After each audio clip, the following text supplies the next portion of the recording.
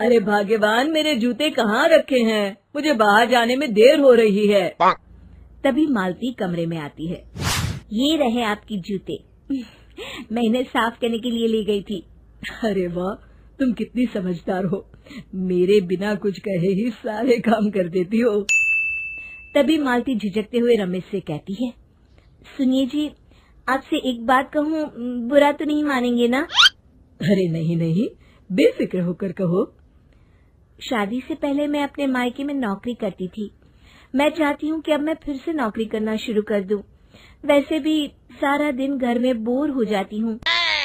देखो मालती, तुम्हारे नौकरी करने से मुझे कोई ऐतराज नहीं है, लेकिन तुम्हें एक बात बता दूं, हमारे खानदान में आज तक कभी किसी औरत ने नौकरी नहीं की। फिर भी एक बार तुम माँ से पूछ कर देखो, अगर वो तुम्हें नौकरी करने की इजाजत दे देती है तो अच्छी बात है। रमेश वहाँ से चला जाता है। फिर उसी शाम मालती अपनी सास के पैर दबा रही होती है। तभी उसकी सास मालती से कहती है, अरे क्या बात है बहू, आज तो ठीक तरह से मेरे पैर नहीं दबा रही। किसी ख्याल में खोई पड़ी है क्या? मैं भी तो जानूं आखिर बात क्या है। दरअसल वो माँ जी। अरे हाँ हाँ बोलो, इतना सोच क्यों रही हो?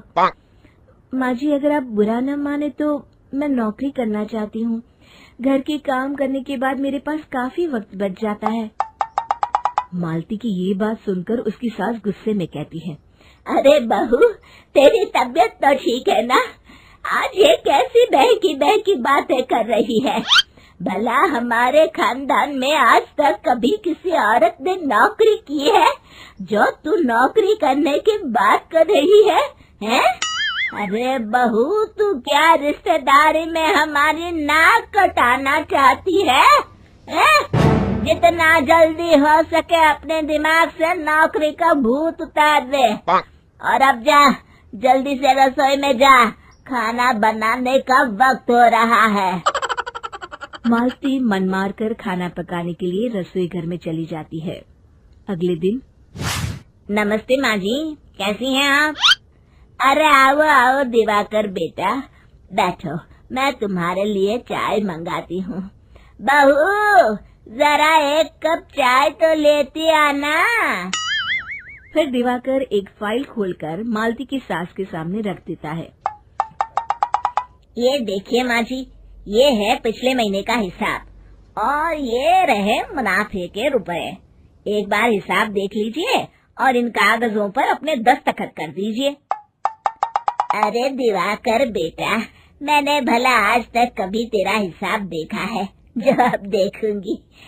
ला बता, कहाँ दस्तखत करूं? तभी मालती चाय लेकर वहाँ आ जाती है और अपनी सास को बिना कागजातों को पढ़े इस तरह लापरवाही से दस्तखत करते हुए देखकर हैरान रह जाती है। अच्छा माँ जी, अब मैं चलता हूँ, फैक्ट्री में बहुत काम है। फिर दिवाकर वहाँ से चला जाता है। कुछ दिनों बाद मालती बाजार में कुछ सामान खरीद रही होती है। तभी एक बूढ़ा आदमी उसे आवाज देता है, अरे मालती बेटी, कैसी हो? मुझे पहचाना? मैं तुम्हारी कंपनी में मुनीम का काम करता हूँ। हाँ चाचा जी, मैं आपको बिल्कुल पहचानती हूँ। कहिए, कैसे हैं आप? मैं तो ठीक हूँ। कंपनी में कुछ भी ठीक नहीं चल रहा, यहाँ तक कि हमें ठीक वक्त पर तनख्वाह भी नहीं मिलती। ये आप क्या कह रहे हैं? अब क्या बताऊं, आप लोग तो कभी हिसाब किताब देखने दफ्तर आते नहीं। मेरी मानो तो एक बार आप लोग दफ्तर आकर सारा हिसाब किताब देख लो, आपको असलियत पता चल जाएगी। अच्छा बेटी, अब मैं चलता हूँ, देर हो रही है। फिर वो बूढ़ा वहाँ से चला जाता है। वहीं दूसरी तरफ मालती घर पहुंचकर अपनी सास को सारी बात बताती है। तभी वहाँ रमेश भी आ जाता है, लेकिन मालती की सास मालती की किसी भी बात पर विश्वास नहीं करती। तभी रमेश कहता है, अरे माँ, बिना आग के कभी धुआं नहीं उठता। जब मालती इतना कह रही है तो हमें एक बार दफ्तर चलकर देख लेना चाहिए। वैसे भी हम लोग काफी दिन से अपने दफ्तर नहीं गए हैं। इस तरह किसी एक आदमी के भरोसे काम छोड़ना मुझे भी ठीक नहीं लगता। अगले दिन वे सभी अपने दफ्तर पहुंचते हैं और सीधे दिवाकर के कैबिन में जाते हैं। अचानक सबको एक साथ देखकर दिवाकर चौंक जाता है। अरे माँ जी, आप सब लोग अचानक यहाँ कैसे आ गए? अगर कुछ काम था तो मुझे एक फोन कर दिया होता, मैं आपके घर आ जाता। तभी मालती की सास कहती है, अरे दिवाकर बेटा, आज मैं हिसाब देखने दफ्तर आई हूँ, जरा मुझे पिछले 6 महीनों का हिसाब दिखाना तो बेटा। दिवाकर घबराते हुए हिसाब की फाइल मालती की सास को देता है। मालती की सास फाइल लेकर मालती को देती है और कहती है, ले बहू, देख ले हिसाब। मालती फाइल को बड़े गौर से देखती है और अगले ही पल उसे सारी गड़बड़ी समझ में आ जाती है। वो अपनी सास से कहती है, माँ जी, मुनीम चाचा बिल्कुल सही कह रहे थे। हमारी कंपनी में पिछले 6 महीनों में जितना मुनाफा हुआ है, हमें उसका आधा पैसा भी नहीं मिला। यूँ समझ लीजिए कि 1 रुपये में सिर्फ चवन्नी ही हमारे हाथों में आई है। मालती की बातें सुनकर मालती की सास गुस्से से दिवाकर को पूछती है, क्यों दिवाकर, मेरी बहू जो कह रही है वो सच है? दिवाकर समझ जाता है आज उसका भांडा फूट चुका है। वो गिड़गिड़ाते हुए कहता है, मुझे माफ कर दीजिए माँ जी, मैं पैसों के लालच में अंधा हो गया था। अरे वाह दिवाकर, तू तो 1 नंबर का चोर निकला।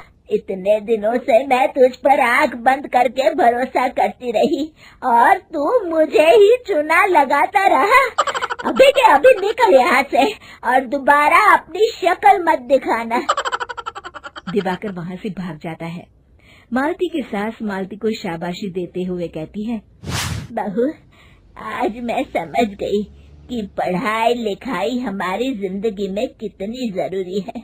मैं बहुत किस्मत वाली हूँ जो